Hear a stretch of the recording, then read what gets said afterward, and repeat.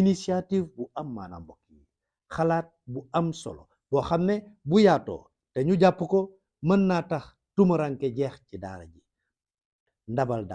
ndabal daara di xalaat bu am solo faggu ay ndab yu yees tàq ak seen kubéer yaatu ñu séddale ko daara yi saa bu waxtu xéwal jotee askan wi defar ko ba mu baax jébbal ko daara mbokk yi.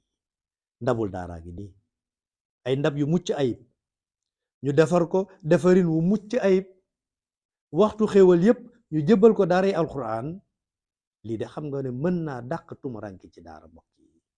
atum 2023 daaru minam 1 ak daaru minam 2 séddale nañ fa lu toll ci 2,000 bool ak 400 ak ñaar waaw 2,000 ndabu daara ak 400 ak ñaar commission culturelle et scientifique joxe na ko ci atum 2023 mbokk yi.